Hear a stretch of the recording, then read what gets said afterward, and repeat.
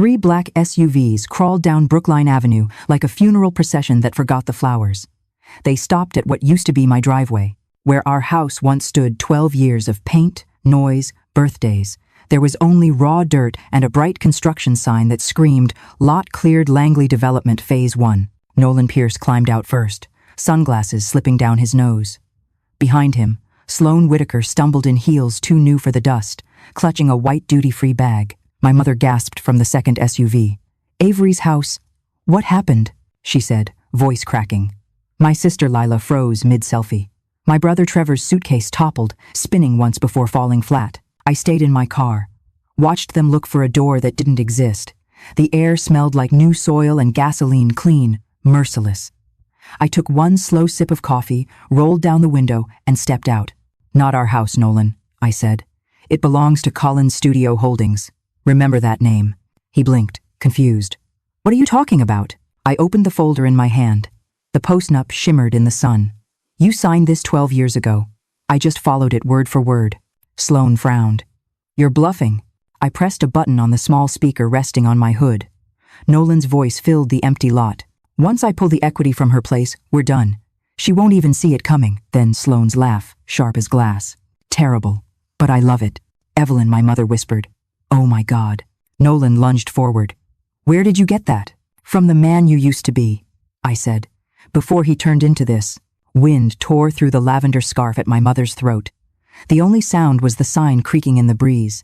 I turned back to my car, the coffee still hot in my hand. "Consider this the controlled demolition," I said. "Everything rotten gone." Their silence followed me like ghosts as I drove away, past the empty lot that used to be home. If you've ever been betrayed by someone you trusted, hit like and subscribe, because this story is just getting started. People think betrayal happens in one violent moment, one text, one kiss, one lie. But it doesn't. It's slow, like a ceiling leak you ignore until the plaster caves in. When Nolan and I first met, we were both interns in different corners of Boston. He in marketing, me in architecture. I liked that he asked real questions. He used to sketch beside me on napkins, pretending to understand blueprints. "You build things," he said once. "I sell dreams. Maybe that's the same job." Back then, it sounded romantic. Now, it just sounds like a warning I didn't catch. We married young. We bought that 2-story colonial on Brookline Ave when interest rates were still kind. I painted the front door navy, planted lavender for my mother, and left one light burning every night so Nolan would never come home to darkness. 12 years later, that same light felt like it was mocking me. Work was my gravity. Collins Studio became everything I'd ever wanted: clean lines, clients who trusted me, projects that touched the skyline. Nolan said he was proud, but I saw how his smile tightened each time I made the news. He liked being Mr. Collins until people forgot his last name was Pierce. The distance crept in quietly. At first, he worked late. Then, weekends. Then, entire holidays. He always had a client event or a conference that somehow never had photos. I'd cook anyway. Old habits die slower than love. He'd text at midnight, "Don't wait up." I'd leave his plate in the fridge next to a half-used bottle of white wine, like proof I still believed in us. My family made it worse. Mom Evelyn was raised on the gospel of keeping men comfortable. "You can be brilliant," she'd tell me. "Just don't make him feel small." My father stayed mostly quiet, the kind of silence that keeps peace but kills daughters. Lila thought Nolan was so sophisticated, like a walking LinkedIn post. Trevor saw him as an ATM. And me? I was the reliable one. The one who'd always pick up the tab, fix the roof, calm the storm. Every Thanksgiving turned into a subtle roast. Mom would say, "Lila knows how to keep her man happy, right, honey?" While Nolan chuckled and poured himself another drink. I'd smile, because that's what good daughters do, smile while bleeding. I remember one December night, Nolan came home smelling like hotel soap and exhaustion. I asked if he wanted dinner.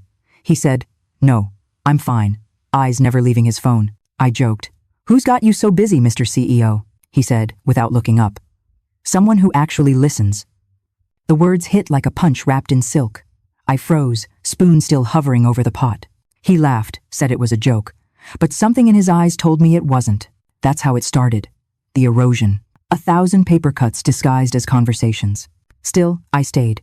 Because you don't leave when you're tired, you leave when you're empty. The first crack appeared 2 years ago, during the Harbor Spire project. I was running on 4 hours of sleep, juggling investors and zoning meetings, when I noticed a $7,800 withdrawal from our joint account. "Just hotel expenses," Nolan said. Had to book last minute. But the statement listed 2 guests. I didn't say a word. I just noted the date, the city Chicago, and the way he flinched when I said I'd be there next month for a conference of my own. By then, I had already started documenting things. I didn't know why. Maybe survival has a rhythm long before you realize you're dancing to it. There was one photo I kept looking at, the one from our 10th anniversary. We're at a rooftop bar, Boston Harbor glowing behind us. My lipstick smudged on his cheek, his hand around my waist, tight. Everyone said we looked happy. I can see it now, the distance in his eyes, the way his body leaned just slightly away from mine, like he already knew he was leaving. I used to wake at 3 a.m. and reach across the bed. Cold sheets. That's how love dies. Not with screaming, but with silence, measured in inches. The first time I saw Sloane Whitaker was on Instagram. Nolan had tagged a photo from work drinks. She stood next to him, laughing. The kind of laugh women use when they want the room to notice. I didn't like her smile. It looked like she already owned the punchline. I didn't confront him that night. I watched, learned, took notes in silence. You can't out-yell a liar, you out-document him. Every receipt, every email, every hotel point he thought I wouldn't notice, I saved. There's power in patience. By the second year of the Harbor Spire project, Nolan's business trips had rhythms, same airline, same hotel chain, always returning on a Thursday night, smelling faintly of cologne I never bought. I once found a hair tie wedged between his briefcase and charger. Blonde, smooth, unfamiliar. He said it was the cleaning staff's. I smiled, nodded, and filed it in a Ziploc bag with the date written on a sticky note. People think architects design buildings, but really, we design control lines, load, limits. I started applying that to my life. I kept the marriage standing, the way you shore up a cracking wall, bracing it until demolition day. At home, silence was the main language. Dinners shrank to take-out boxes eaten in separate rooms.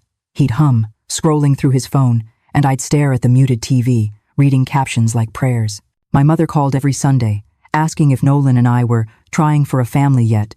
She said it like a test I was failing. "Mom," I'd say, "we're barely in the same time zone." She'd sigh. "Marriage is work, Avery. You don't just tear things down." Funny. She always loved preaching about not tearing down walls. Then came the Christmas that broke me. I bought Nolan a custom watch engraved with "Always Us." He didn't even open it. He just said, "Let's skip gifts this year, okay?" Money's tight. Money wasn't tight. I'd just closed a deal worth 7 figures. I knew then he wasn't saving, he was stockpiling. For someone else, I found proof in February. A forgotten iPad synced to his messages. One thread. Sloane. Her texts were poetry and betrayal. "Croatia's booked. You told her yet?" His reply. "After the sale. She'll be fine." It was all there, dates, lies, plans.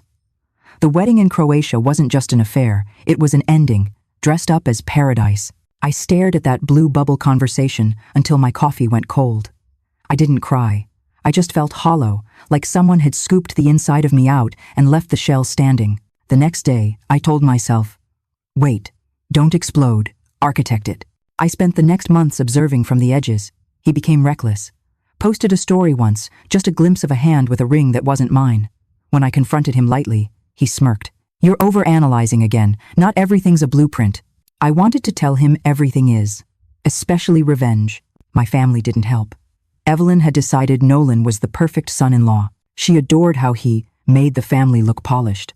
Lila practically flirted with him at dinners, laughing too loud, calling him Mr. Charmer. I'd catch her stealing glances, like she was testing boundaries just because she could. Trevor kept asking Nolan for career advice, code for quick money. They all believed him over me. Why wouldn't they? He smiled better. When I tried to tell my mother I was unhappy, she waved it off. "Every man looks sometimes. You just have to make home worth coming back to," I asked. "And what if home is the reason he leaves?"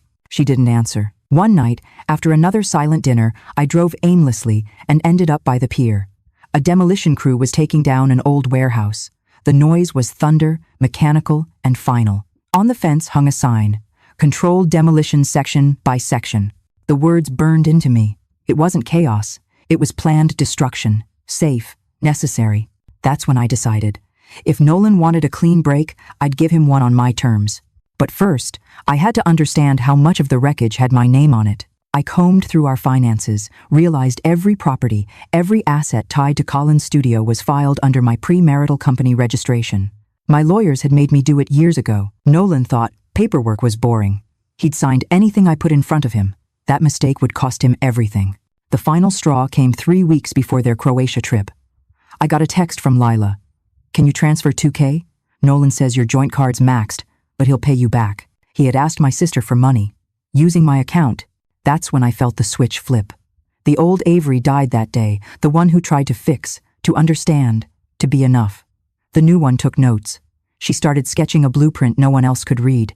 And when the wedding photos hit Instagram, the same lavender scarf my mother wore, the same smile she used at my wedding 12 years earlier. I didn't cry. I copied the post, saved the date, and whispered the words that would become my plan. Controlled demolition. Section by section. The morning after their Croatia wedding hit my feed, I didn't scream. I brewed coffee, black, poured it into my to-go cup, and opened my laptop like it was just another workday. But my hands were steady in a way they hadn't been for months. That demolition sign kept flashing in my mind. Controlled demolition section by section. I understood it now. The point wasn't to destroy everything. It was to choose what falls and what stays standing. Step 1. I called Carmen Alvarez, my lawyer. Calm, ruthless, allergic to pity, adultery, abandonment, violation of post-nup, she repeated, clicking her pen. "We file today. You sure you're ready for this?" "I've been ready for years," I said. Step 2. Collect proof. Every lie Nolan built was a brick I could use against him.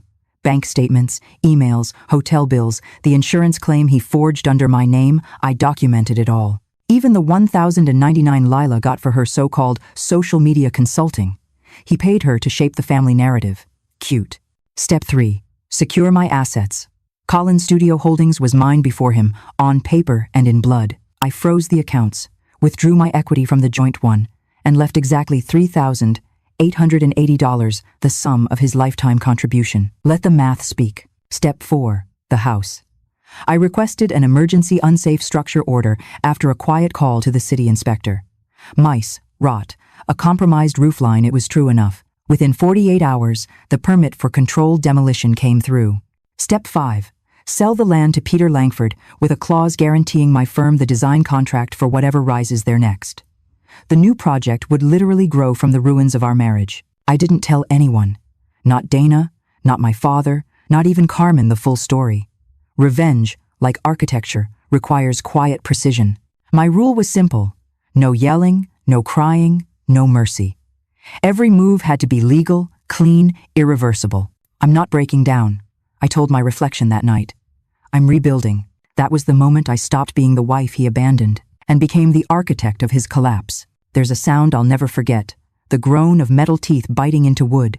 The first swing of the demolition claw came at 6:03 a.m. on a gray Tuesday. I watched from across the street, coffee in hand, as our living room wall cracked open like a ribcage. Inside, I saw flashes of what used to be our wedding photo, a dent in the wall where Nolan once threw his jacket, the outline of the couch where I'd waited up too many nights. Then the machine chewed through it all. One controlled breath, one controlled demolition. Mrs. Mendel, our 80-year-old neighbor, shuffled out in her robe.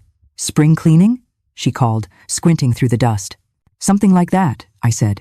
By noon, the house was gone, just flat earth and a tangle of nails glinting in the dirt. Ron Delaney, the demolition foreman, handed me a clipboard. "You sure you want to stay and watch all day?" "I built that place," I said. "I'm staying till it's even."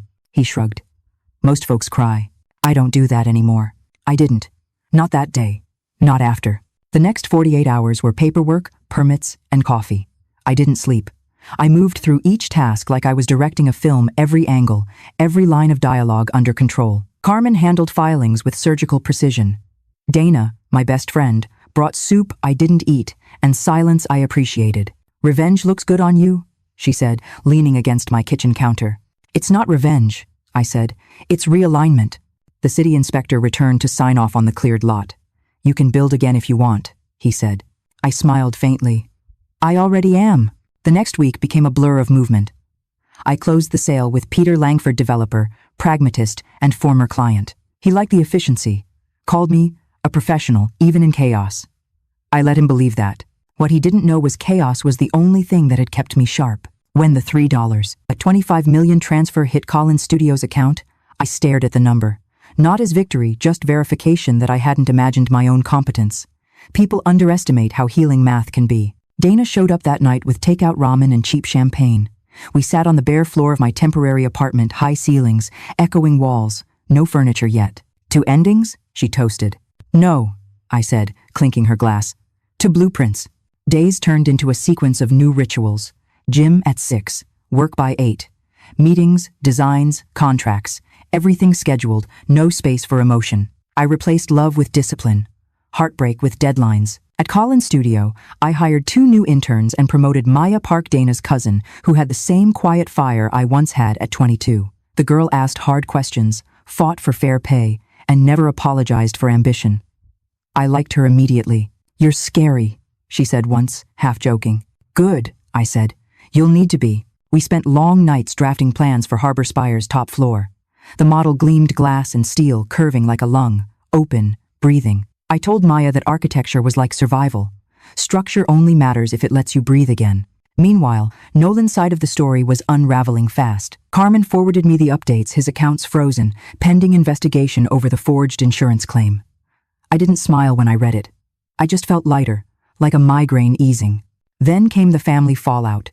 Evelyn called 13 times in 1 week. I let every call go to voicemail. Her messages were sermons, anger, guilt, disbelief. Avery, families don't sue families. He's your husband. Was. Past tense. Lila sent one text. You've humiliated all of us. Trevor followed with, you ruined Mom's reputation. I replied to neither. The peace that comes from not explaining yourself is addictive. One Friday night, I walked into the penthouse I'd finally bought Back Bay, 33rd floor, skyline view. The city lights spilled through the glass, gold and white like electricity frozen mid-air. The place smelled of plaster and new paint. No ghosts, no memories. Dana helped me unpack. She found the old photo frame from our wedding day. You want me to toss this? I took it, studied the 2 strangers smiling back. No, I said. Keep it. For closure, for evidence. We hung nothing on the walls that night. Just stood in the emptiness, sipping wine, watching the lights flicker on the Charles River. Do you miss him? Dana asked. Sometimes, I admitted, but then I remember I'm not supposed to miss pain. I'm supposed to learn from it. She nodded. You always were the smart one. Not smart, I said quietly, just finally awake. Over the next month, things began to bloom again. Not in some poetic, instant way, but gradually. My body loosened. My laughter came back in half-breaths. Clients noticed the change. One even said, you seem lighter. I removed unnecessary weight, I said. They thought I meant decor. Colin's studio landed a new project, Langley Development, on the very land where my house once stood. I would be designing the future on top of my past. That irony felt like oxygen. When I visited the lot again, the grass had started to grow over the dirt. The mailbox still stood. Someone had spray-painted a heart on it. I traced it with my finger, then left without taking a picture. Some memories shouldn't be captured, they should be left to fade. I started journaling again. Not about Nolan. About habits, the ways I kept shrinking to make space for other people. The lessons I never learned because I was too busy apologizing. I wrote until the pages felt lighter than air. Maya began staying late at the office, reminding me of my younger self. We ordered bad takeout and talked about boundaries, ambition, and the illusion of balance. Does it get easier? She asked once. No, I said. But it gets clearer. And clarity, I was learning, is a kind of peace. I began running by the river again, same route Nolan and I once used to take on weekends.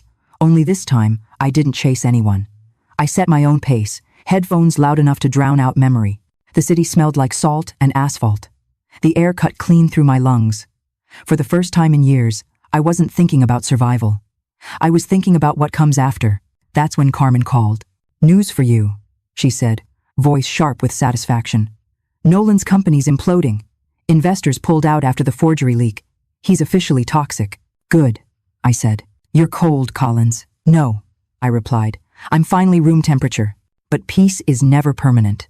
Not when people realize you've stopped bleeding for them. That's when they panic. The first text came from Nolan himself. We need to talk. You went too far. I didn't answer. Then another. You think this is over? It's not. Still nothing. By the third message, you'll regret this. I blocked his number. That night, I dreamt of the demolition again.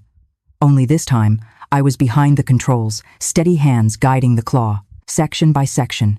Everything that had once hurt me folded, collapsed, disappeared, and in its place, silence. Beautiful, earned silence. The week after I blocked Nolan's number, I started waking up before my alarm.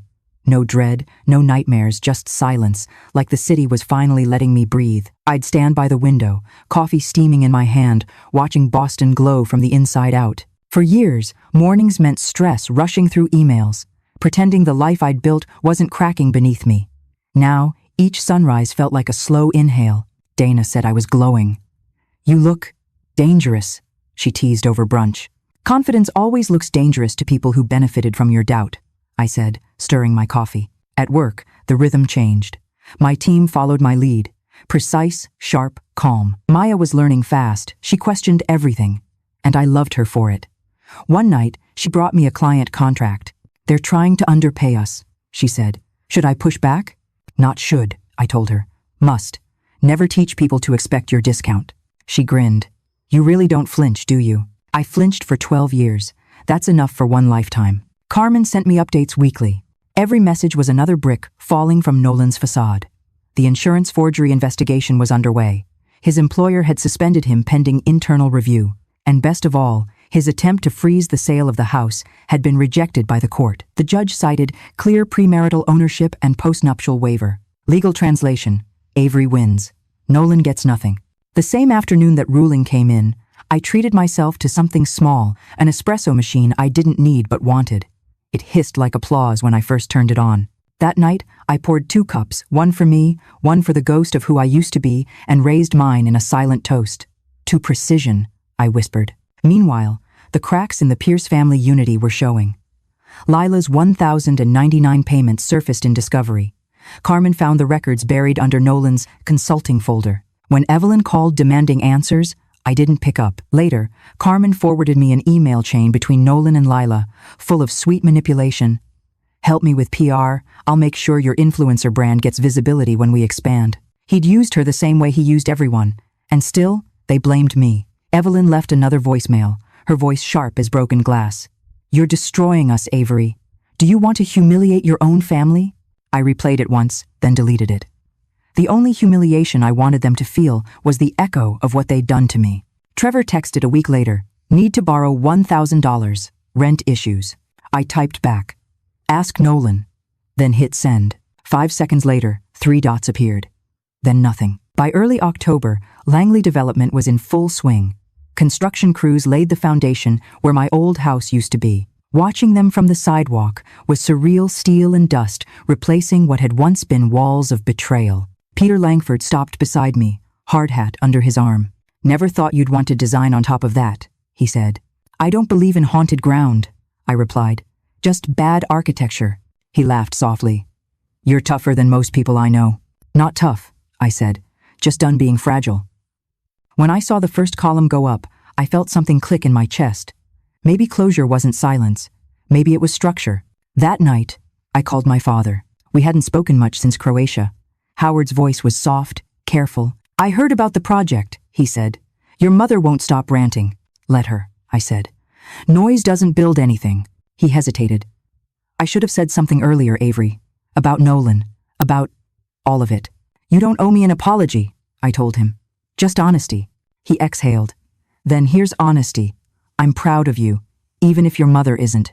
It was the closest we'd come to peace. November brought the Harbor Spire presentation. The boardroom buzzed with quiet awe as I unveiled the new design, sleek, sustainable, reflective. The model rotated on its axis under the light, catching every angle. When the chairman asked how I envisioned the structure's theme, I said, "Reinvention built on integrity." He nodded like he understood. Maybe he did. Afterward, Maya caught up with me in the lobby, eyes bright. "You crushed it," she said. "They loved you." I smiled. They loved the story more than the design. Everyone loves a resurrection arc. Then, one evening, as rain streaked across the glass of my penthouse, my phone buzzed with an unknown number. Against my better judgment, I answered. "Avery," Nolan's voice rasped. "We need to talk." I didn't speak. "I lost everything," he continued. "The job, the accounts. Clara's gone too. She found out about the prenup. Her father cut her off. I need help." There was a pause, a silence begging for sympathy. "You texted me once," I said finally. "Said when something's old, it's dead to you." He hesitated. "I didn't mean." "I know. I interrupted. You never mean it until you lose the benefit. Click. I hung up. Carmen called the next morning. Guess who tried to claim emotional distress in court? I laughed for the first time in weeks. He'll need more than distress. He'll need an address. Dana insisted we celebrate. She dragged me to a small bar by the river, one with exposed brick and jazz playing low. You're allowed to feel good, she said, raising her glass. You survived him. I shook my head. I didn't survive him. I outgrew him. She smiled. Same thing. I watched the rain blur the city lights. The version of me who once begged for respect was gone, replaced by someone who didn't ask, only acted. The power of that realization felt physical, almost electric. Later that night, as I walked home, the city smelled of wet stone and diesel. I passed the old block again, 118 Brookline Avenue. The construction lights glowed against the rain. I stopped in front of the mailbox, still standing, streaked with mud. It had survived the demolition, somehow. I brushed my fingers across its cold surface. A delivery notice was taped to it. Langley Development Site Inspection Monday. Progress. By December, Collins' studio was everywhere. Magazines, trade shows, interviews. People loved the woman who tore down her own house to build her future. They called me ruthless, visionary, unbreakable. They weren't wrong, but they weren't right either. The truth was simpler. I was just done pretending weakness was virtue. Maya became my right hand. One afternoon, she stormed into my office, waving an email. They're lowballing again. Want the full design package for half price. I looked up from my laptop. Then they don't get me. Write this back. Excellence isn't negotiable. She grinned, typing furiously. You're kind of terrifying. Good, I said. That's how you survive. Later that night, she handed me a coffee before heading out. You know, she said, you make people believe they can start over. Only if they're willing to burn what was killing them, I said. When the office finally went quiet, I stood by the window again. The skyline stretched endlessly, glass reflecting glass like a city that had learned to rebuild itself, one demolition at a time. I lifted my mug. Steam curled like a ghost. The taste was bitter, grounding. Somewhere below, I heard the hum of machinery still working through the night, laying foundations where the past used to stand. And I realized this was peace. Not the absence of noise, but the control of it. I was still the architect. Only now, I was building something that would never collapse under anyone else's weight again. It started with the calls. The first came at 7:12 a.m. on a Wednesday. My phone lit up with, Mom. I watched it ring until it stopped. 30 seconds later, it buzzed again. Then again. I finally picked up on the fourth. Avery? Evelyn's voice cracked between fury and tears. What have you done? Do you realize how humiliated we are? Define we, I said. Your brother can't show his face at church. Lila's sponsorship deals are collapsing because your little stunt made headlines. And your father, he's barely speaking to anyone.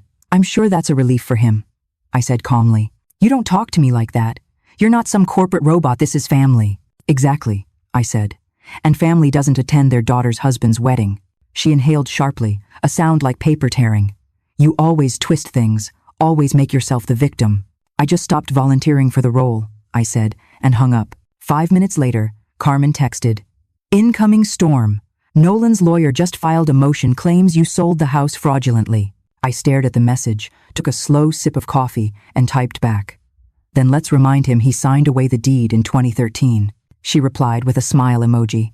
Carmen never used emojis. That afternoon, my name hit the news. Boston architect destroys marital home during divorce dispute. The article was all speculation, quoting sources close to the family. I didn't have to guess who those sources were. Dana stormed into my office holding her phone. Your sister's feeding tabloids. I skimmed the headline and shrugged. Let her. It's free publicity. Do you ever just feel? She asked. Every day, I said.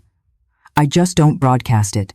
That night, when I finally turned my phone on again, 27 missed calls blinked across the screen, half from unknown numbers, the rest from people who'd once called me sweetheart. Trevor left a voice message. You think you're better than us? You're not. You're cruel. You owe us for everything you have. Everything I have. The words echoed. He meant the tuition, the rent, the endless loans I'd given him while he spent nights drinking with friends who still lived off their parents. I deleted the message.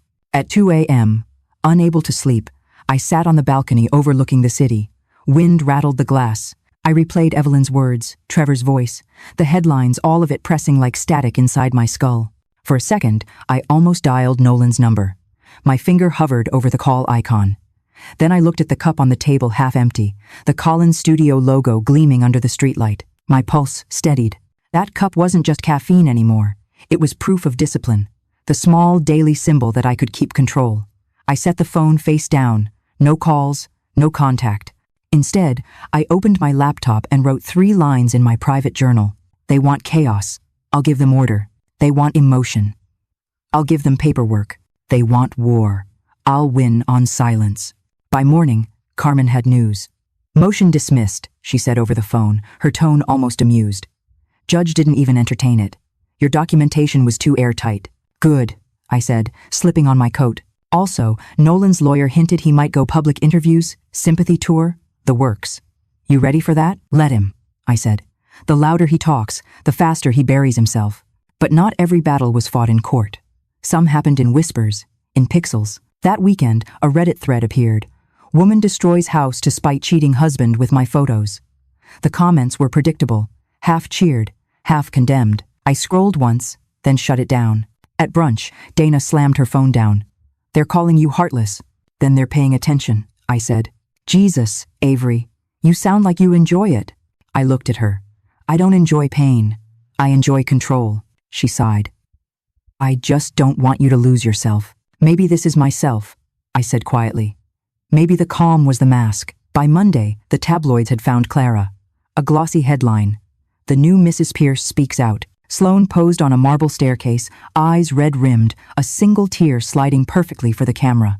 The quote beneath it read, "She's destroying him out of spite. He just wanted to start over." I nearly laughed. Start over, indeed. Carmen called before I could toss the magazine. Don't react. Don't post. Don't even blink online. Let her run her PR. We'll run the law. I followed her advice. But something about that photo, the performative grief, itched at me. That night, I opened the locked box in my office safe. Inside were the copies of Nolan's forged loan applications and the USB with his voice promising to pull the equity and vanish. I stared at them for a long moment. These weren't just receipts. They were insurance. 2 days later, the storm grew teeth. A reporter ambushed me outside Collins Studios' lobby, microphone in hand. Miss Collins, is it true you demolished your home purely to hurt your husband? No comment. Do you feel remorse for what happened to the Pierce family? I met his gaze, steady. I feel relieved. He blinked, stunned. Cameras clicked. Dana's voice echoed in my head. Don't give them a soundbite. Too late. The clip went viral overnight. The next morning, my inbox was chaos. Invitations from talk shows, hate mail, marriage proposals from strangers, even a podcast titled Architect of Revenge. I closed my laptop. Silence again. Then came the twist Carmen warned me about. She arrived at my office, dropping a file onto my desk. You're not gonna like this. Inside were screenshots, emails Nolan had sent to my sister. Dates, attachments, payments. He paid Lila for family reputation management. Basically, she helped him shape the narrative, told reporters you were unstable, overworked, emotionally abusive. I stared at the proof, heart steady but jaw tightening. So she sold me for exposure. Carmen nodded. I'll file this, but I need your go-ahead to include it in the deposition. Include everything, I said. If they wanted a spectacle, we'll give them one in court. That night, I didn't drink wine or cry. I ordered Thai takeout and worked on the Langley blueprints until my hands cramped. At 1 a.m., I stopped, leaned back, and looked around my spotless apartment. Peaceful. Too peaceful. I could feel the pressure building beneath it, like the moment before concrete sets. The confrontation was coming. And for once, I wasn't afraid. The week the depositions were scheduled, Boston felt colder than usual, sky sharp, wind slicing through my coat. I stood outside the courthouse watching Nolan pace the steps, his lawyer whispering frantically beside him. He looked smaller, thinner. Sloane wasn't there. Inside, Carmen's heels clicked like gunfire on marble. He's trying to stall, she murmured. Says he needs time to recover emotionally. From what? I asked. Accountability? We won that motion in under 10 minutes. Nolan's eyes followed me as I left, full of something between hate and disbelief. I didn't look back. That night, the family group chat lit up Evelyn, Lila, Trevor. All caps, all fury. Mom, you're tearing us apart. Take the settlement and end this. Lila. He made mistakes, Avery. You don't have to ruin him. Trevor. If you had a heart, you'd let it go. I typed one reply and sent it to all 3. If you wanted peace, You shouldn't have sided with chaos. Then I muted the thread permanently. By Friday, Carmen called again. There's movement. Nolan's making calls, reporters, investors, anyone who'll listen. He's telling people you falsified the unsafe order. That's impossible, I said. Of course it is, but perception's his last weapon. Stay quiet, stay clean. That afternoon, I went to the old lot again. The Langley Project's skeleton rose against the winter sky, steel bones gleaming under the sun. Workers shouted directions, hammers rang like rhythm. Standing there, I realized that ground had become mine again, not through love or luck, but through precision. Still, nights grew restless. My inbox overflowed with thinly veiled threats, journalists fishing for quotes. Dana begged me to go offline for a while. You're too composed, it drives them crazy, she said. Then let them choke on it, I replied. 2 days before the final court hearing, Evelyn showed up at my office without warning. Her perfume hit before her voice did. You've made your point, she said. He's broken. Are you proud? I'm not proud, I said. I'm done. She stepped closer, lowering her voice. Do you know what people say about you?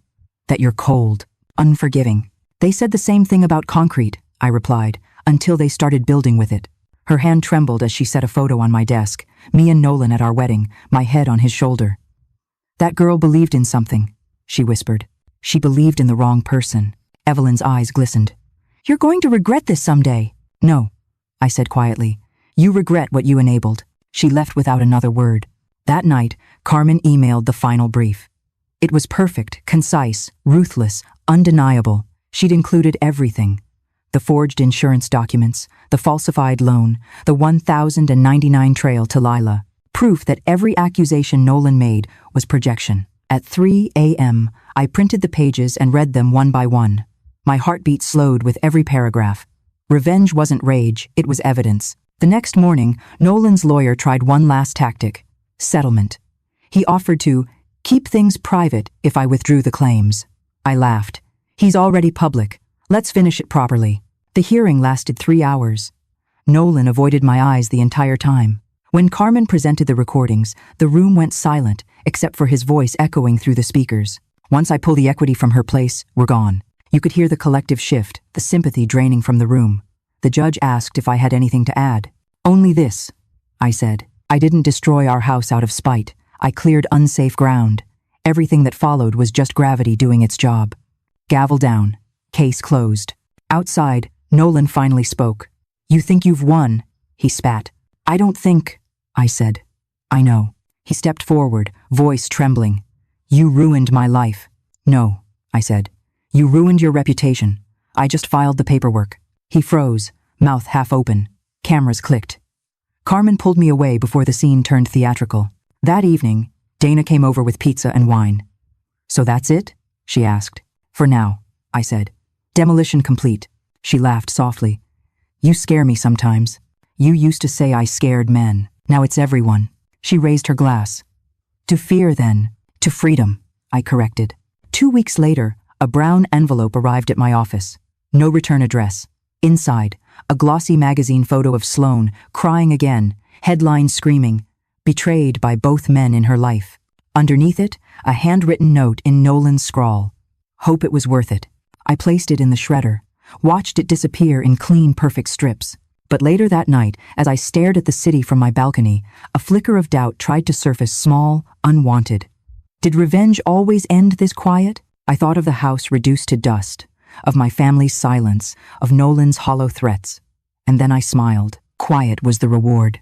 When I met with Peter Langford the next morning to finalize the Langley design updates, he said, "Funny thing about rebuilding. It always costs more than you expect.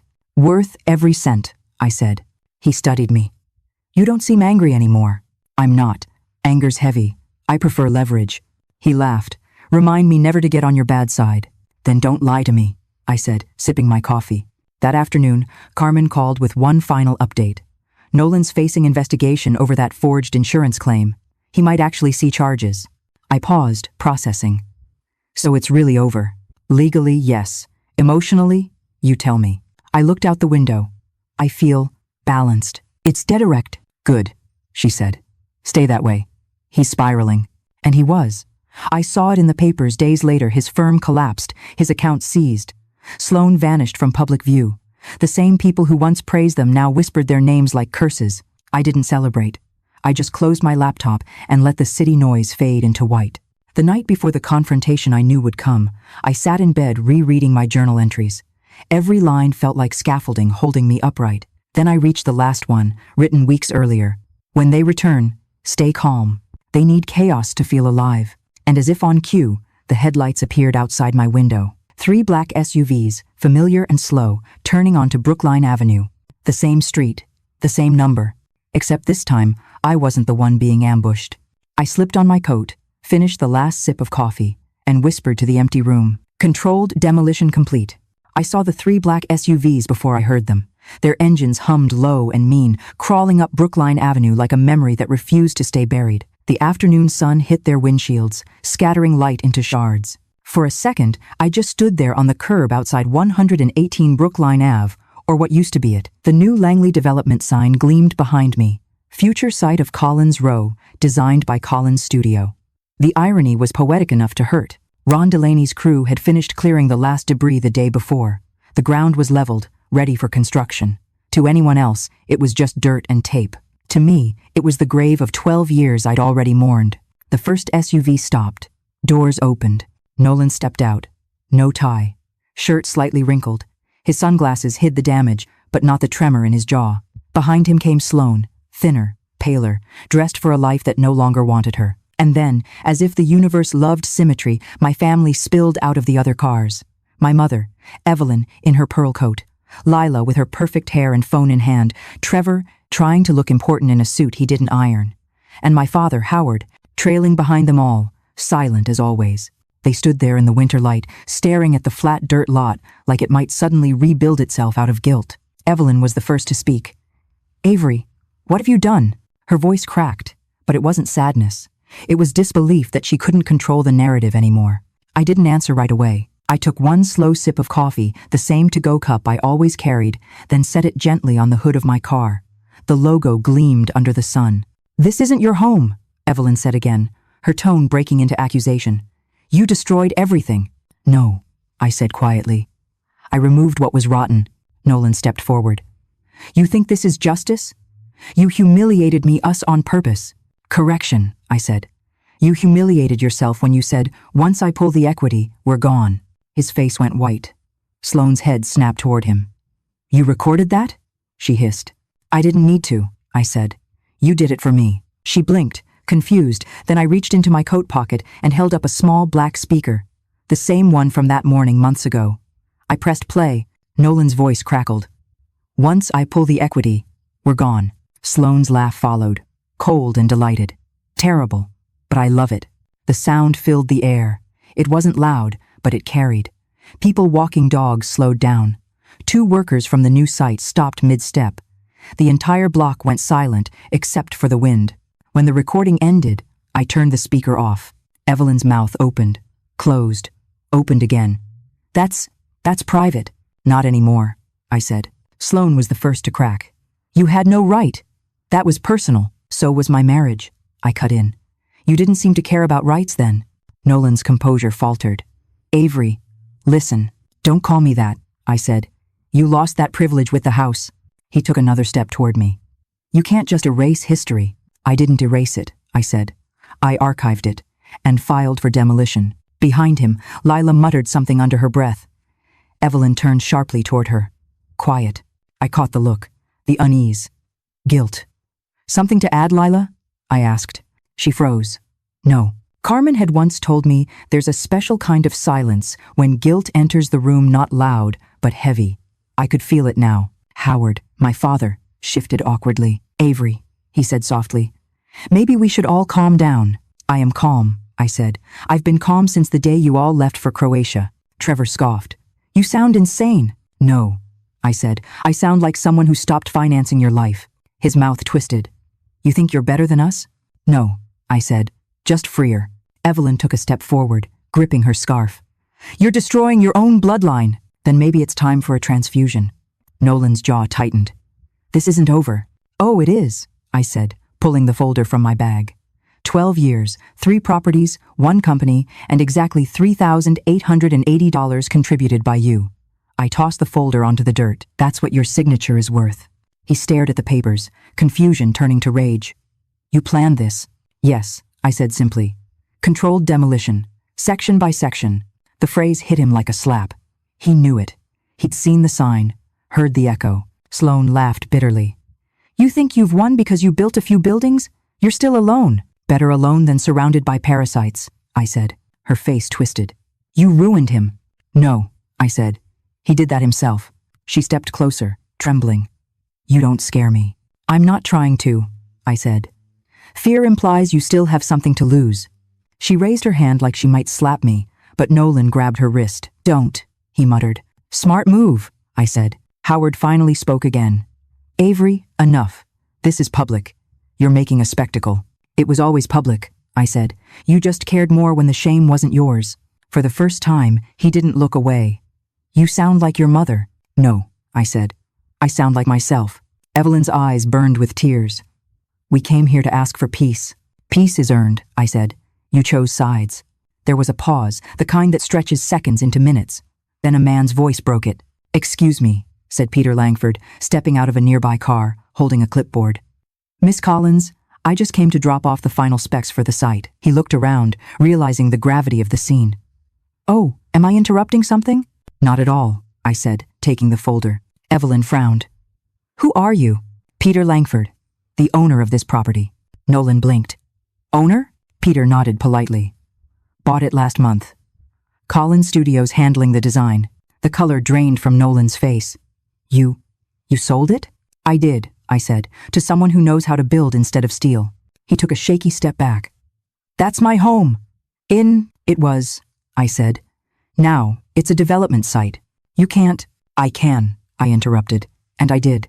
Because unlike you, I signed things that mattered. Sloane's voice cracked. You're a monster. No, I said. I'm an architect. The wind picked up. Evelyn's scarf whipped around her face, lavender against the gray sky. The same scarf she'd worn in Croatia. The same one that used to hang in my old hallway. She clutched it tighter, her voice trembling. You've embarrassed all of us. Then maybe next time, I said softly. Choose better company. Lila turned suddenly toward Nolan, anger flaring. You said this would be handled quietly. He spun on her. And you said you'd manage the PR. Evelyn gasped. What are you talking about? Lila froze. Nothing. Tell her, I said. Lila's face went pale. He paid me, okay? For reputation management. I didn't think. Evelyn staggered back. You took money from him? Nolan shouted. She volunteered. No, Lila said, eyes darting. You said you'd ruin me if I didn't help. The air went electric. Trevor muttered, oh hell, under his breath. Evelyn turned toward me, her voice breaking. You planned this? You waited for this moment? Yes, I said.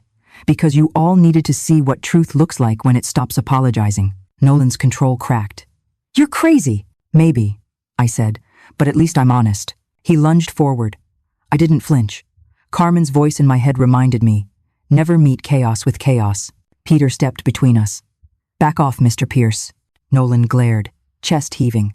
You think you're untouchable? I know I am, I said. Because everything I did was by the book. Every form, every permit, every clause you never read. Sloane shouted.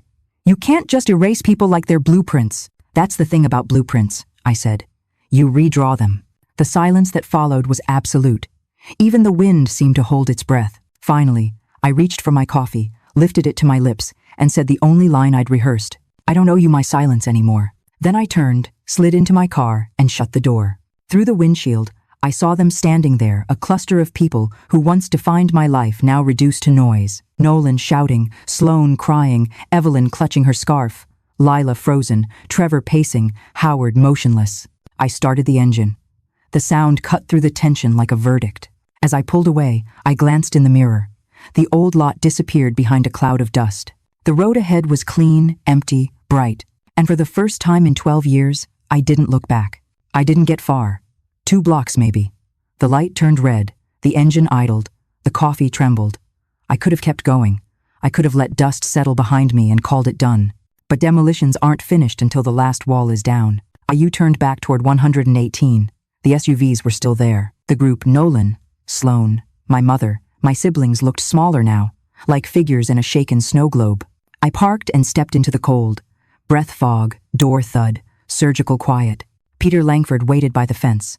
2 neighbors had drifted over Mr. Crowley with his phone up, Mrs. Mendel in slippers. Let them film. Truth travels better than gossip. Nolan saw me. You came back to gloat? No. To finish the paperwork. He laughed once. What paperwork? I lifted 3 cream envelopes. 1 for you, 1 for Sloane, 1 for my mother. Evelyn stiffened. Don't drag me into... You boarded a plane to Croatia, I said. You were already in. I laid the first envelope on the SUV's hood. Insurance claim files, dates, metadata, your signature where it never belonged. They're reviewing fraud. A muscle jumped in Nolan's jaw. I handed Sloane the second. Your prenup, the real one. Gregory Whitaker's counsel filed it this morning. You married for love. You'll divorce for 0. Her knuckles whitened. You know nothing about me. I know you told him forgery would be fine. That's a lie. I tapped the speaker. Her voice spilled out, reckless. It'll be fine. Nobody looks that close. Just sign. Nolan's reply, low. She never checks. She trusts me. Wind moved across the lot. Mrs. Mendel whispered, good girl, like a private prayer. I offered my mother the 3rd envelope. Receipts, I said. Transfers, mortgage catch-ups, braces, dentists, Trevor's rent, your so-called bank error. Who paid? When? How much? Howard's head turned toward Evelyn. Is that true? She looked away. Silence did the talking. Crowley panned his phone. Act 2, he announced to nobody useful. Turn that off, Evelyn snapped. He didn't. Nolan jabbed a finger at the sign. You named this after yourself. Sick. It's my firm, my design, my land sold legally. Peter nodded, neutral as a notary. Sloane recovered a thin smile. You'll be sued for defamation. Truth isn't defamation, I said. It's lighting. Lila edged closer, eyes bright. You set me up. No, I said. I stopped cleaning up after you. You always needed to be the hero. I needed to be the adult. A city sedan rolled up. A man in a Navy windbreaker flashed a badge. Daniel Ortiz, building safety. Miss Collins, here's the final sign-off. He handed me a folder, roof rot photos, moisture readings, stamped orders, a clean chain of custody. Nolan snorted. You thought of everything. I stopped pretending paperwork was beneath me. Ortiz gave Nolan a look. Schedule questions through City Hall. Don't engage here. He left. Order, not drama. Evelyn's voice lowered. How long have you planned this? Since I watched a pier warehouse come down under a sign that said, Controlled Demolition. You're proud of tearing life apart. I'm proud of learning the difference between a structure and a trap. Nolan's tone softened, desperate. You loved me. I did. Love doesn't cancel math. He blinked, as if he expected cruelty, and got arithmetic. Howard spoke, voice finally carrying. We came to shout. I'm done shouting. Don't you start, Evelyn warned. He faced me. I can't fix what I didn't stop, but I can say I'm sorry. A beam inside me settled. Thank you. You're choosing her? Evelyn demanded. I'm choosing honesty, he said, after years of choosing quiet. Trevor scoffed. She humiliated us. Howard didn't flinch. She revealed us. Oh, Sloane's poise cracked. I can't be the broke wife of a broke man. Nolan turned. Excuse me? My father is done. Your accounts are frozen. There's nothing here. Except consequences, I said. She glared. You did this. You climbed the wrong ladder. She ordered a ride, slid into the car without looking back. She'll come back, Nolan muttered. She won't, I said. You don't know her. I know patterns. I build around them. The wind pressed the construction sign until it moaned. A gull sliced the sky. Lila's mascara streaked. It wasn't supposed to go like this. It went like this when you cashed his checks. She looked at Evelyn. Evelyn stared at dirt. Trevor stepped up, jaw tight. What now? You want applause? I want you to leave. We're family. It's very good flyin'. Family isn't a shield, I said. It's a responsibility. He cursed and turned away. Peter checked his watch. I should run these specs. You're fine, I said. He nodded. For what it's worth, you have my respect. He left. Evelyn hugged the envelope like a hymn book. You could have forgiven him. I could have forgiven a mistake, not a plan. Nolan's voice rasped. You'll feel empty when the high fades. I already felt empty. That's why I rebuilt. You'll die alone. Everyone dies alone. Some of us live better first. Crowley finally dropped his phone. Show's over, he mumbled, embarrassed. I lifted my coffee. Still warm. Still mine. Here's what's next, I said. You'll be served discovery. Your company will see the insurance file. Sloane's father will shut every door. Reporters will get bored. I'll be busy. There has to be something left for me, Nolan said. There is. Your name. Try not to burn that too. He stared at the flat earth where our living room once was. I don't know how to start over. You already started. Wrong blueprint. Evelyn studied me like I was a stranger. You were such a soft child. I wasn't soft. I was accommodating. Sloane's rideshare taillights faded. Lila smeared her cheek with a sleeve. Trevor kicked gravel. Howard looked older and lighter. Nolan exhaled like surrender was oxygen. So this is it. For today. Tomorrow I work. And me? You learn what work is. A siren cried somewhere. Far off, loud, brief, gone. A white sedan eased up behind the SUVs. A man in a gray blazer stepped out, carrying a stack of documents in a clear sleeve. Nolan Pierce? He called. Nolan stiffened. Who are you? Process server, the man said, polite as a bank teller. He checked the photo, then Nolan's face. You've been served.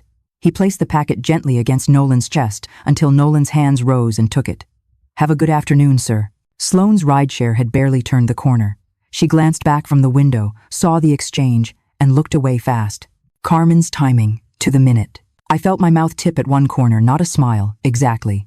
Confirmation. A diesel rumble drifted down the block. Ron Delaney's truck slowed as it passed the lot.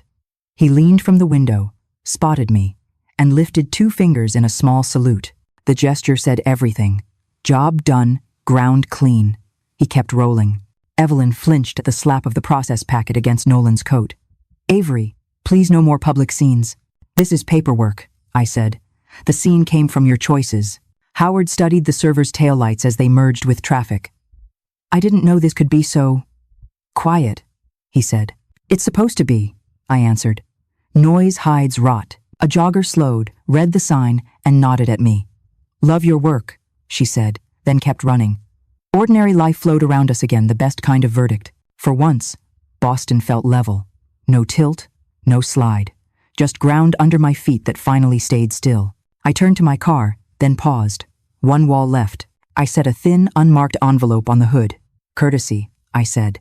What's inside? Nolan asked.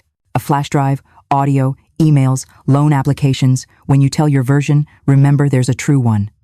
Why give it to me? I'm not your enemy, I said. I'm your record. I never meant to hurt you. I believe you. You meant to help yourself. The hurt came free. What do I do with it? Keep it. Hand it to your lawyer. Burn it. Same outcome. He pulled the envelope closer with 2 fingers. You're cold. I'm precise. Precision feels cold if you're used to mess. I looked at my father. You coming with them? Howard looked at Evelyn, then at me. I'll walk you to your car. We crossed the street. The blacktop glittered with mica. At my door, he paused. I meant it. I'm sorry. And I'm proud. You don't have to choose, I said. I do. I'm just late. We hugged, brief, real. I steadied. Back across the road, Nolan stood in the dirt, a man surveying a field he salted. Evelyn stared at her envelope like it might teach a new prayer. Lila and Trevor argued in low, useless tones. I closed my door, started the engine. Warm air sighed along the glass. My phone buzzed once, then stilled. I pulled away, slow, deliberate. In the mirror, the lot shrank, the figures dimmed, the sign brightened. Controlled demolition, I thought. 1 wall to go. At the corner, a red light held me. 10 counts in, 10 counts out. Green. I turned toward the river. Behind me, the snow globe would settle. Ahead, the city opened. This wasn't fireworks. It was a survey. It marked what I would and would not allow. Tomorrow, build. I didn't go straight home after that. My hands were steady on the wheel, but my pulse kept time with the wipers. The sky hung low, gray, just warm enough that the snow melted on contact and turned the windshield to static. Boston looked different now, like a city I'd never really lived in until that moment. Every building, every crane, every window I'd once passed without thinking seemed to whisper the same thing. You survived yourself. I pulled into a diner I used to stop at years ago, back when Nolan and I were still pretending to be happy. The neon flickered open 24 hours. Inside smelled of burnt coffee and fried dough. I sat in the same booth where he once told me he loved how uncomplicated I was. That used to feel like praise. Now it just sounded like an insult wrapped in nostalgia. The waitress, same one from back then, poured me coffee without asking. Haven't seen you in a while. Honorable. Been busy, I said. She nodded toward the newspaper under her arm. You're that architect, right? The one who took down her own house? I smiled faintly. Guess that's me. Well, she said, topping off my cup. Sometimes things need tearing down before they're worth living in. I stayed for an hour, long enough for the adrenaline to fade into a heavy quiet. I didn't replay the confrontation in my head. I didn't need to. Every word had landed exactly where it belonged. Precision, not passion. That was the difference between collapse and control. When I finally stepped back outside, the air bit sharper. Snow had started falling real now, not melting. Tiny white pieces drifting over asphalt and memory. I let them touch my face and melt against my skin. It didn't feel cold.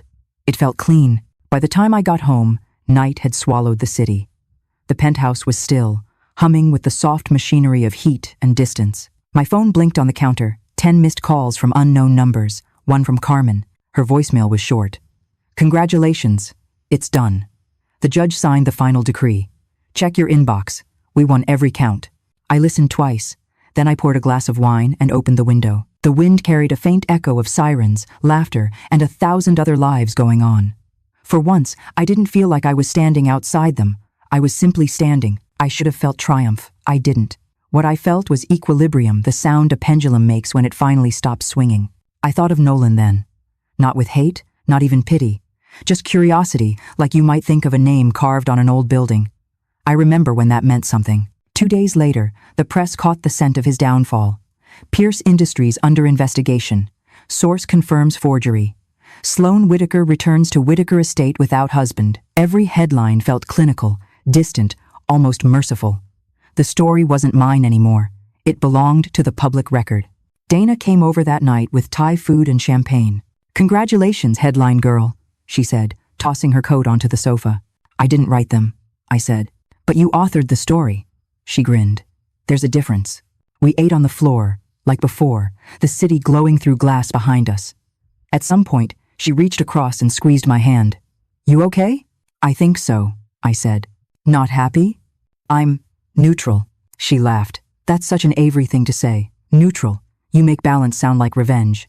Maybe it is, I said. Peace is the longest revenge there is.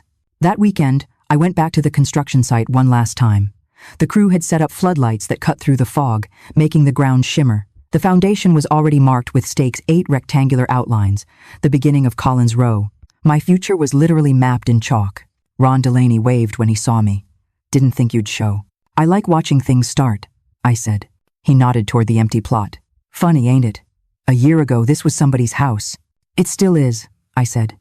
Just not in the same way, he chuckled. Whatever makes you sleep at night. It's not sleep, I said. It's peace. As I turned to leave, I saw movement by the curb. Nolan, alone. No SUVs, no family. Just him in a coat too thin for the cold, hands shoved in pockets. He looked older, like time had finally caught up to him all at once. His eyes found mine through the fence. Carmen told me you might come, he said. His breath fogged the air. She doesn't speak for me. I know. He stepped closer. I just wanted to see what's left. Nothing for you. He nodded. I figured. We stood in silence, the kind that used to choke us in our kitchen. This time, it felt like distance, not tension. Everything's gone, he said finally. The house, the job, the accounts, even Sloan. She was never yours, I said. Maybe not, but you were. No, I said. I was loyal. You confuse that with ownership. He stared at the ground. You really don't miss it? Any of it? I took a long breath. Sometimes, but I don't miss me in it. That's the difference. He laughed once quiet, broken.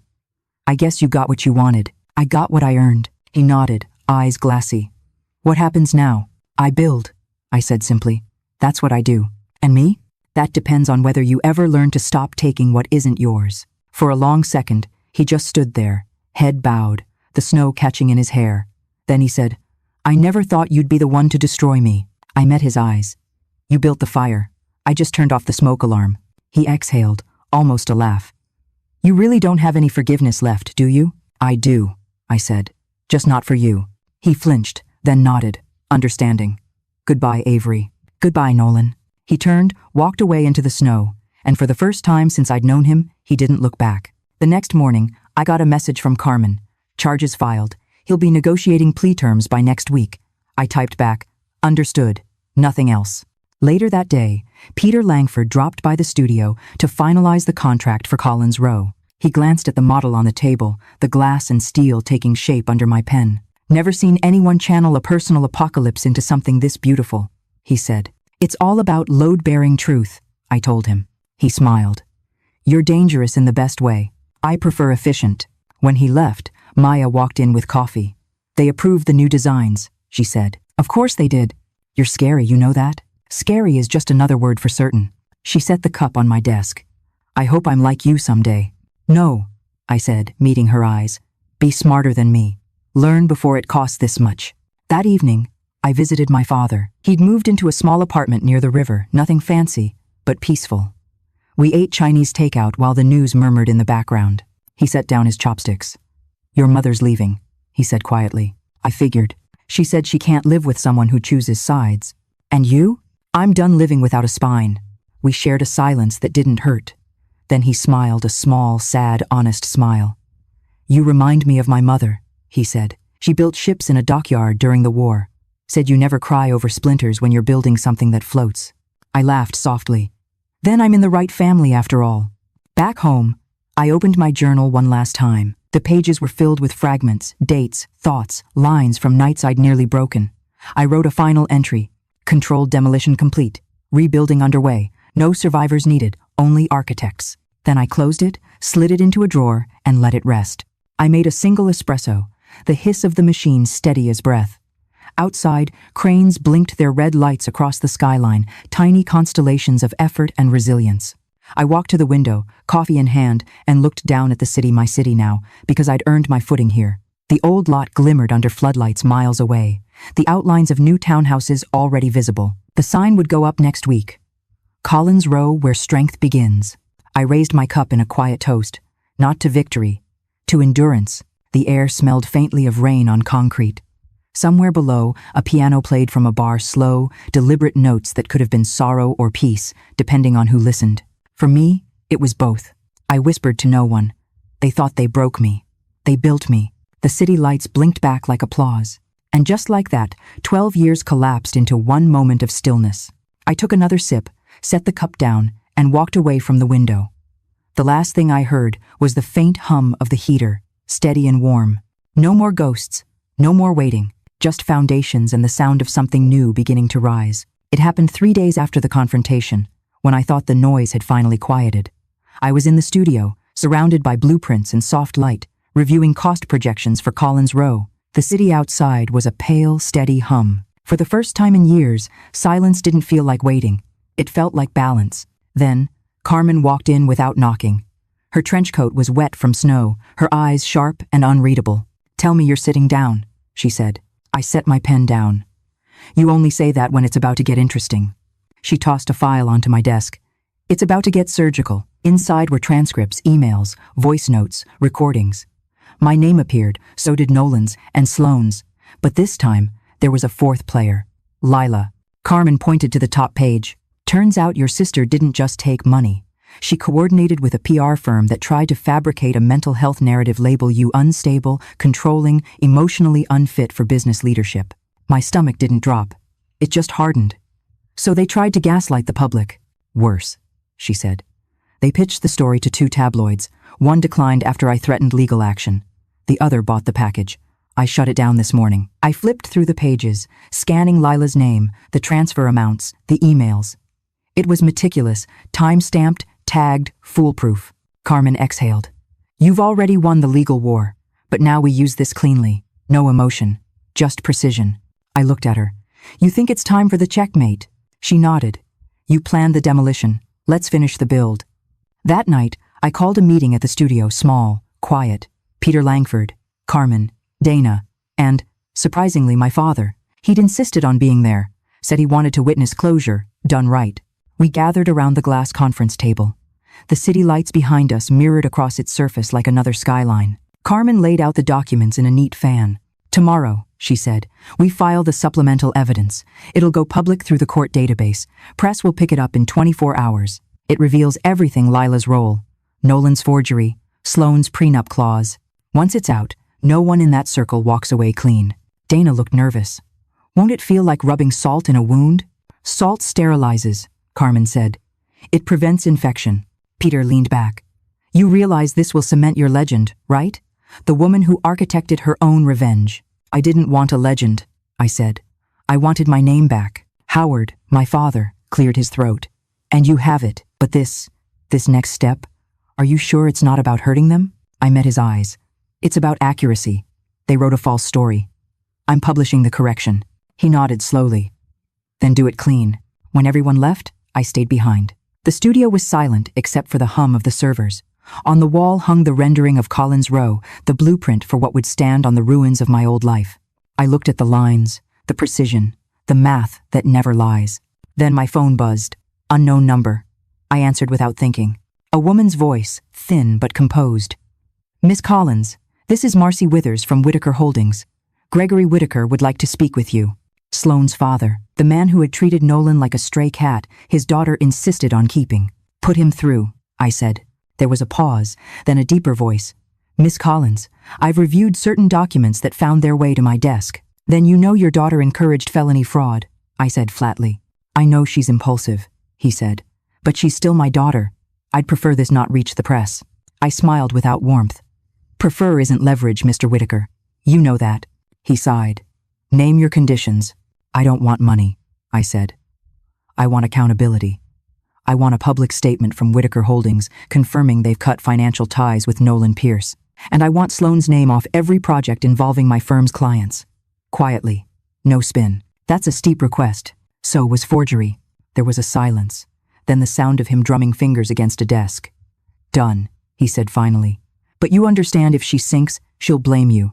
She already does, I said. Now at least she'll be accurate. After the call, I walked to the window. Snow was falling again, soft and thick. The city lights blurred through it, turning the skyline into watercolor. I thought of my mother's scarf whipping in the wind that day at the lot. The lavender thread twisting and untwisting something beautiful, refusing to die quietly. In that moment, I realized the real weapon hadn't been money or law. It was clarity, the kind that leaves no room for confusion. The next morning, I signed the release papers Carmen had drafted. At exactly 9 a.m., she submitted them to the court's public record. By noon, the news cycle ignited. New evidence in Pierce case reveals PR, fraud and forgery trail. Source confirms Collins' studio cleared of all allegations. The same outlets that once speculated about my meltdown now ran headlines calling it a masterclass in composure. Dana texted, "They finally know the truth." I replied, "I didn't need them to, but it's nice that they caught up." At 4, Carmen called. "We just got confirmation Whitaker Holdings severed all contracts with Nolan and Sloane. The industry's distancing fast." "Good," I said. "Clean exits make better stories." That night, when I closed the studio, I felt something rare. Not release, like the air had finally emptied of static. The countermove wasn't noise or spectacle. It was silence. Truth dropped into the system, self-sustaining, irreversible. The story had reached equilibrium. 2 days after the filings went public, I woke to a knock at my apartment door. When I opened it, a man in a navy overcoat stood there, holding a cream envelope and a polite, tired smile. "Delivery for Miss Collins," he said, "from Whitaker Holdings." I signed, closed the door, and slit the seal with a letter opener. Inside was a single page on heavy paper embossed with the Whitaker crest. Effective immediately, all joint ventures, promotional partnerships, and fiduciary associations between Whitaker Holdings and Nolan Pierce are terminated. We acknowledge misrepresentation of assets and unauthorized financial conduct tied to Mr. Pierce's actions. We commend Ms. Avery Collins for her professionalism during these events. Signed, Gregory T. Whitaker, CEO. At the bottom was a handwritten line, something he didn't have to include. "You were right about control. It's not about power, it's about precision." I read it twice, folded it carefully, and tucked it into a folder labeled After. For 12 years, Nolan had been the ghost in every deal, every family dinner, every self-doubt.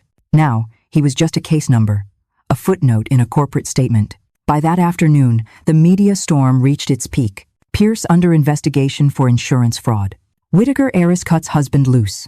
And the headline that made me laugh under my breath, "The woman who demolished everything and built again." Dana sent a screenshot with a row of clapping emojis. Carmen just texted, "Told you precision wins." Howard called that evening. "I saw the article," he said, voice softer than it had been in years. "Your mother's furious. Says you humiliated her. I didn't write her lines, I said. He chuckled quietly. No, but you edited the ending. I smiled. Someone had to.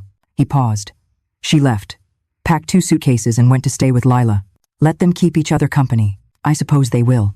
Then, almost shyly, you were right, Avery. Silence was the real weapon. The next morning, I went into the studio early. The winter light was thin and silver, reflecting off models and glass. Maya was already there, sketching at the drafting table, earbuds in, swaying slightly to music I couldn't hear. She looked up. Boss, you're trending? Don't remind me, I said, hanging my coat. They're calling you the Ice Architect. I laughed. Sounds like a bad superhero movie. Yeah, she grinned, but you'd be the one who wins. We reviewed drawings for Collins Row, finalizing the interior flow. While she measured, I noticed her tracing every line twice, careful, deliberate, exact. I saw myself at 25, before I forgot that precision could be power. You're good, Maya, I said. She blushed, trying to be. No, you are. Just remember, control isn't about forcing things. It's about knowing when to remove what doesn't belong. She nodded. You mean like people? I smiled faintly. Exactly like people. That afternoon, Carmen called again. Her tone was different, lighter, almost amused. Guess who reached out? I sighed. Surprise me. Nolan's attorney. He wants to settle before the criminal hearing. He's offering to sign a full confession in exchange for dropping civil damages. I leaned back. So, he finally learned how to read a contract. You want to accept? She asked. No, I said. Let him confess. But we don't owe him peace. Let the system finish what we started. You're colder than I am, Carmen said, half admiring. I just learned from the best, I replied. When I hung up, I stared at the city outside.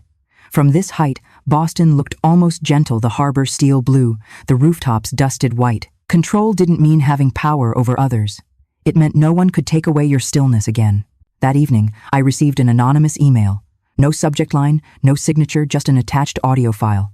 Against my better judgment, I played it. Sloane's voice came through, low and furious. He lied to me, said the money was his, that she wouldn't fight back. Now my father's cut me off because of him.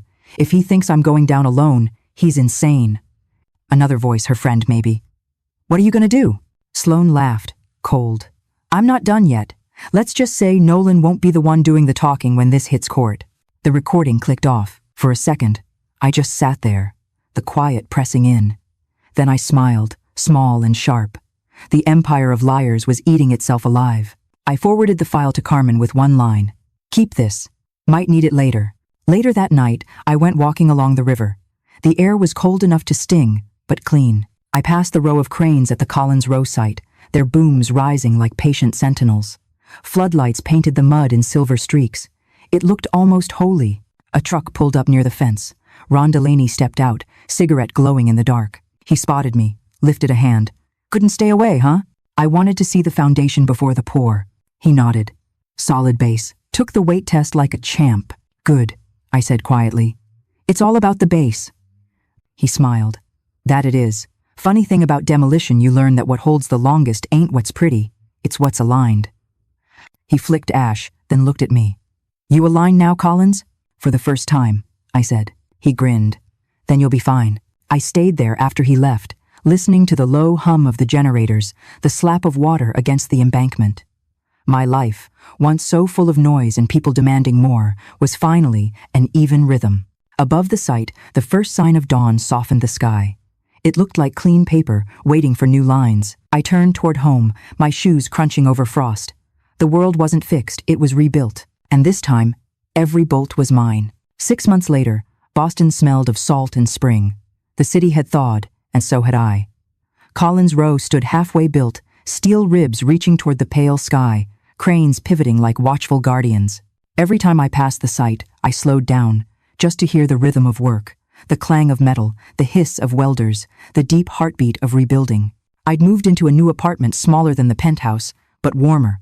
Plants on every windowsill, a piano in the corner, secondhand and slightly out of tune. Dana joked it was too quiet for someone who once made headlines for detonating her own marriage. I didn't detonate, I said. I excavated. She'd laughed, pouring us wine. Same noise, different intention. My life had become a steady loop of small rituals. Morning coffee before sunrise, checking site updates with Maya. Lunch breaks that actually involved food instead of just emails. Evenings spent teaching Howard how to cook something beyond takeout. My father had changed more than I expected. Freed from Evelyn's constant judgment, he'd developed a new kind of gentleness, quiet but certain. Sometimes he'd drop by the studio unannounced, bringing homemade soup and stories about his childhood in Maine. One afternoon, while we watched the workers pour concrete, he said, "You know, for years I thought holding peace meant avoiding conflict. Turns out peace just means telling the truth and staying when it echoes." I looked at him, smiling. Then we both learned late. He squeezed my hand. Better late than loyal to the wrong silence. Carmen still handled my legal matters, though these days our conversations were shorter, efficient, almost friendly. She'd just been offered a partnership at her firm, partly thanks to the Pierce case's visibility. "You know, they call it the controlled demolition in legal circles now?" she told me over lunch. "Catchy," I said. "Sounds like a Netflix true crime doc." She smirked. "Don't tempt fate." We clinked glasses. She had become, in her own way, family the kind you choose after realizing blood doesn't guarantee loyalty. As for my actual family, things had settled into a fragile truce. Lila and Trevor stayed mostly silent. Occasionally, I'd receive a photo from Lila, her new apartment, her dog, a half-hearted, "Hope you're well." I replied politely. Some bridges aren't worth rebuilding. They're worth turning into memorials. Evelyn remained a shadow presence letters with no return address, full of scriptures about forgiveness and unity. I didn't reply. Forgiveness had already happened. It just didn't include reunion. Professionally, Colin's studio was thriving. Peter Langford's trust opened New Doors projects in New York, a coastal hotel design in Maine, a museum renovation in D.C. But my favorite was still Colin's Row. Not for the profit, but for the metaphor. Building 8 townhouses on the ashes of betrayal. Maya had grown into a sharp project, lead fearless in negotiations, confident in presentation. Watching her stand before a room of investors reminded me why mentorship mattered. After one particularly tough pitch, she turned to me and whispered, "You think I was too blunt?" "No," I said. "You were clear. Clarity scares people who profit from confusion." She grinned. "So I'm learning from the best." That night, she sent me a photo of the project model captioned, "Every structure needs a strong foundation." "Thanks for teaching me that." I didn't reply immediately. I just saved the photo, heart heavier than expected. For years, I'd been tearing things down. Now, watching someone I'd taught build something right that was the real redemption. One evening, I received a short text from an unknown number. "We made mistakes. I'm sorry for mine. N." I stared at it for a long moment, thumb hovering. Then I typed back, "When something's rotten, you can't unrot it. You just clear the ground." Then I blocked the number. I didn't hate Nolan anymore. Hatred had too much weight. What I felt was distance, a quiet, irreversible kind. Sometimes, in another life, maybe we could have built something honest. But that life collapsed the moment deceit became routine. You can't rebuild on dishonest soil. That weekend, I took a solo drive up the coast. The ocean had always been my reset button, the sound of waves rearranging what life couldn't. I stopped near a cliff overlook, where the air smelled of salt and rain. I pulled out my sketchbook, the same one from years ago, and drew, not buildings this time, but lines that looked like sound waves.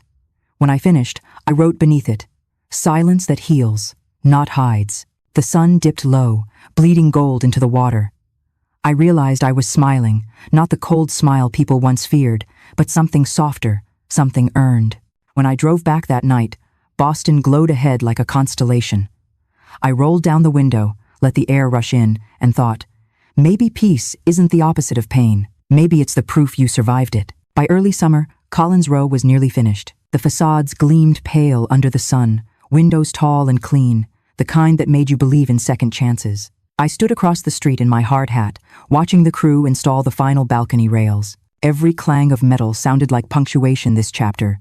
Sealed. When the last panel went in, I took a slow breath and said quietly, "That's it." Maya turned toward me, dust on her cheek, eyes bright. "You did it." "We did," I corrected. "Every inch of this came from the ground we cleared." She smiled. "How's it feel?" "Solid," I said, "like standing somewhere that won't give way again." That night, we held a small gathering on the top floor of the corner unit, the first completed townhouse. The air smelled of fresh paint and champagne. Carmen was there, Dana, my father, Peter, the whole design team. Someone played soft jazz from a phone speaker, and for the first time in a long time, I laughed without restraint. Dana raised a glass. To Avery, architect survivor, queen of calm destruction. Everyone cheered. I rolled my eyes, smiling. Let's drop the destruction part. Carmen grinned. Never. It's your brand now. Even Howard joined the laughter, something I hadn't thought I'd see again. He'd started volunteering at a community build project, teaching teenagers carpentry. Feels good to make something again, he'd told me earlier. I believed him. Later, when the guests thinned out, I wandered to the balcony. The skyline shimmered like it was breathing. Below, the city pulsed with normal life cars, laughter, someone shouting for a cab. For years, that noise used to feel like pressure. Now it felt like belonging. My father came to stand beside me. You remember when you said you'd never forgive me? I remember saying I wouldn't forget. He nodded. That's fair. He looked out at the lights. I don't think peace means starting over. I think it means living without the urge to explain yourself. I smiled. Then I think I'm finally peaceful. A week later, Architectural Review ran a feature titled Collins Row, Building Where Trust Once Collapsed. The writer described it as a monument to renewal, rooted in precision, not perfection. I cut the page out, framed it, and hung it by the elevator in the studio. That same morning, I found a small box on my desk. No name, no note. Inside, my mother's lavender scarf, washed and folded. The faintest scent of her perfume lingered on the silk. I held it for a moment, neither sad nor relieved, then draped it over the back of my office chair. Some symbols don't vanish, they evolve. When I turned, Maya was standing at the door, watching. You okay? She asked. Yeah, I said, just closing a loop. On the last day of construction, I walked through every finished townhouse alone. Each space smelled of sawdust and sunlight. In the final unit, the kitchen counters gleamed under new light fixtures, identical to the ones Nolan once said were too modern. I smiled at the symmetry. I left a single coffee cup on the counter, white porcelain, simple. Not the to-go cups of chaos, but something permanent.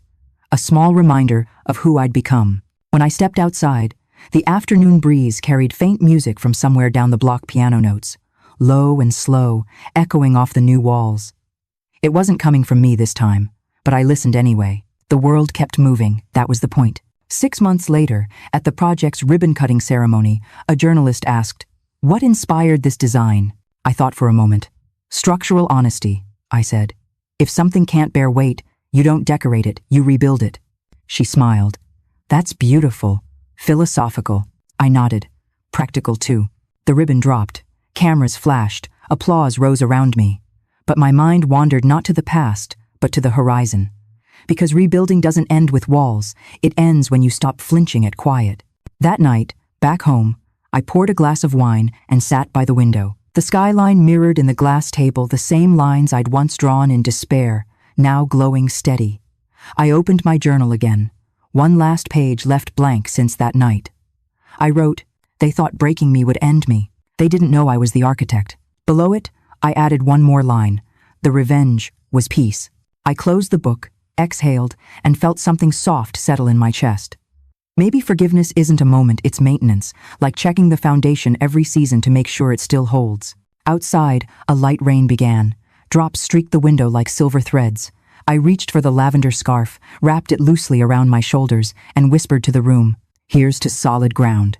The piano downstairs played a minor note that lingered sad, but steady. I raised my glass to the skyline, to the woman I used to be, to the city that watched me burn and rebuild. "If you've ever felt like the outsider in your own family," I murmured, the words flowing easy, "remember this. The house might fall, but you're still the foundation. You get to decide what rises next." I took a sip, set the glass down, and smiled at the reflection. No ghosts left, only blueprints. CTA for YouTube narration. If you've ever had to tear down the version of yourself that someone else built, this story is for you. Tell me in the comments which part hit hardest, the demolition or the rebuild. Tap like if you've ever found strength in silence, and subscribe so you don't miss the next story from Controlled Demolition Chronicles.